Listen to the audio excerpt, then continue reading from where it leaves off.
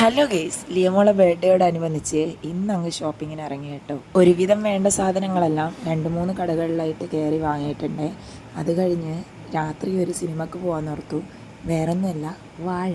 അപ്പോൾ ടിക്കറ്റെല്ലാം എടുത്ത് ഞങ്ങൾ ജ്യൂസ് കുടിക്കാൻ കയറിയിരുന്നേ. രാത്രി 11:45 ഷോ ആകട്ടോ കിട്ടിയത്.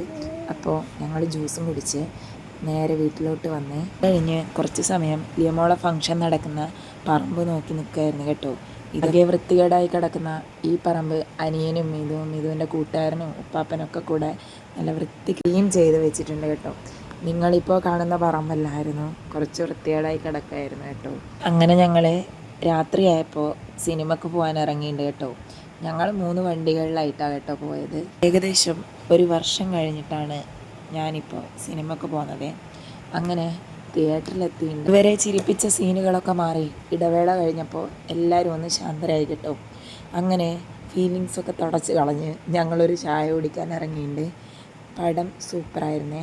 അങ്ങനെ ചായയെല്ലാം കുടിച്ച് ഞങ്ങൾ നേരെ വീട്ടിൽ പോന്നു. അപ്പോഴേക്കും സമയം 3 മണിയായിട്ടുണ്ട് കേട്ടോ. അപ്പോൾ ഓക്കെ, ബൈ.